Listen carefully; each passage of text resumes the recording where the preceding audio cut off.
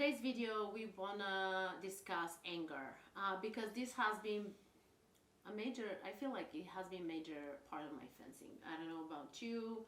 I was so when I was fencing as a fencer, I was getting so angry, and I can like slam my saber to the ground, and I can break a blade. And honestly, that was the most embarrassing part of my life. And if I can erase it, I will, but I cannot. So I can share my embarrassment with you. And I meet a lot of fencers, not only from our club, from other clubs struggling the same way. And I can relate so much because it feels like, in my case, I remember like I fence well, and then 1 point they score against me. I might be leading the bout, and the opponent scores 1 point against me, and I just see red. Like I completely black out, and I get angry for one little thing, and then I drag down the whole bout. And in a lot of cases, I'm losing the bout because I'm angry about this point, or I'm angry about the referee's one call, whether whether it was intentional or not. And I usually don't blame the refs in general. That was in my time. I was looking, how can I do better? But even though saying that to our fencers, don't blame the refs. Sometimes I'm not gonna discuss this right now.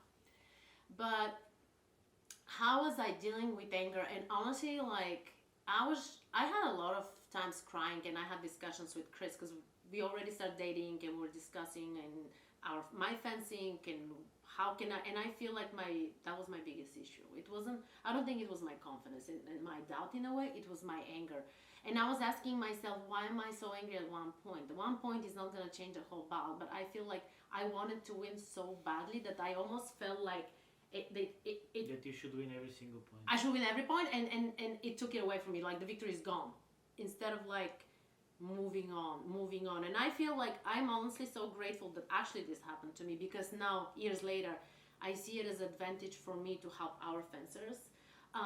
Because sometimes it's very interesting when I see somebody who is angry and dealing with this, and all of a sudden you tell them, I had the same thing. I know how you feel, and they're like, they feel good that I'm acknowledging that, because a lot of fencers are not acknowledging the fact that they have anger issues when they're fencing, and I had that.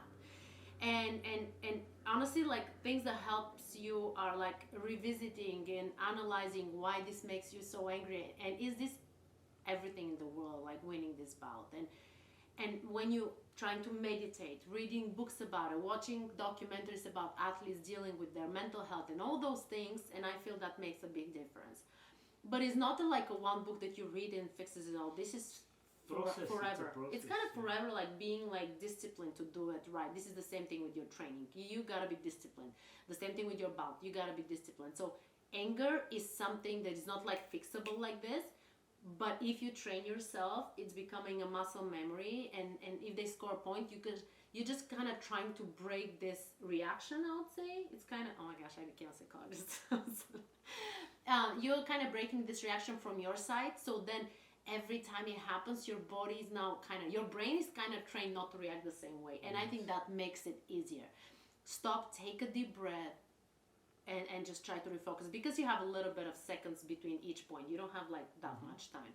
But after the tournament, you have more reflection to do. And honestly, like, you gotta work on yourself. And what works for some, it may not work for others, but I feel like taking a deep breath, there are cameras around you, everybody's recording with the phones. It's not worth throwing your mask, getting a black card, not getting into college because of this thing that you want to win so badly, that is like taking over your life, literally. It's like over you. I'm always saying to myself, to my own, to our kids, to the fencers, is like, there's certain things we can control and certain things we cannot control, and the anger is something we have to control. The referee is not going to control your anger. Your parents don't have to control. They cannot control your anger. I think it's you. You got to work on yourself. And if you work on yourself every day, you're going to get better. I promise you. And the end goal is like for you to be okay with sometimes the situation, see what can I improve. What will be your take on that? Well, the bottom line again is, at some point, everybody's been there, either at practice, either at tournament. Bottom line again, as you said, it's practice. I mean, I'm trying to think on top of my head. I know I've broken a blade or two for sure before, back in Bulgaria. I don't think I've broken a blade here. They're good at their little mirages. Yes. blades were more breakable, I think, back then. Let's go with that excuse. But bottom line again is, for me, again at the end of practice, when I would again be, let's say, disappointed or something, or angry about something that happened, that I lost the bout or something like this, then I said at some point I kind of, I was gonna say, sat down with myself, and I was like, okay, you should not do this. Just focus on the positive you took out of the practice, to make sure again, because this may be happening again. You don't want it to affect you. You just gotta take the best part of the bout, the best part of the practice, the best part of the actions that you've been focusing on. And bottom line is again to focus on what's next, what's in front of you, instead of letting the anger it may be something very simple that you need to adjust. And if you're present, you'll be able to make that adjustment. If you're not present, if you're busy with bad thoughts, dark thoughts, and we've seen this again. It's like we watched this Netflix show too with the tennis players. Oh my gosh, breakpoint. And we've seen it the whole time that it happens to everybody. It to happens the top of the athletes, and we've seen as of currently. I mean, with Djokovic, he's like most consistent mentally, and he's like he Still. gets on the tennis court and he's like on a stage. He's like, I've been here, I've been there, I've been dealing with anything. I'll do my best to stay present, to make sure that everything depends on me. I will do. Yeah. If the opponent do it better, fine. I cannot be angry at this. They did it better. Yeah. But if I know that I've put the work and I have the experience, then I have to do everything by my own to control my own actions. And also the one thing that I wanted to add to the whole video is like, many times when we don't do well, like when we get angry, we start kind of telling ourselves, you're an idiot, you're stupid, you're lazy, and all those words that we tell ourselves are extremely hurtful. That's not going to help our confidence. That's not going to help our anger. And also, I was telling the kids at the club, it was a couple days ago, when we say something to ourselves to that extent, like very hurtful things, think about, would you say to your best friend, if your best friend was fencing and your best friend is losing, would you say this? And everybody said, absolutely not. And I'm like, so why are we treating ourselves like that? It's not fair.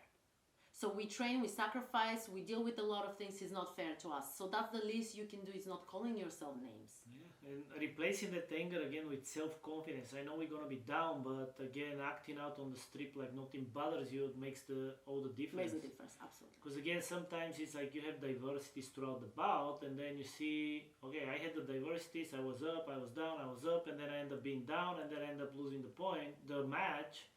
And on the other side, you look at the video and it's like, oh my gosh, the other person just did the same thing over and over and over and over.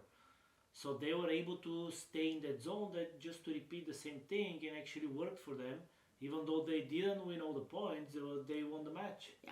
So that's the bottom line. So I hope you guys found this video helpful. We can do a bunch more videos, and please, if you have any ideas, any videos you want to see from us, whatever that is, behind the scenes or anything you want to see, we're pretty much open book. Open to ideas. Open to ideas too. Ideas, and again, to share our experience. Yeah, thank you guys for watching. Please subscribe, and we'll see you in the next video. See you next time.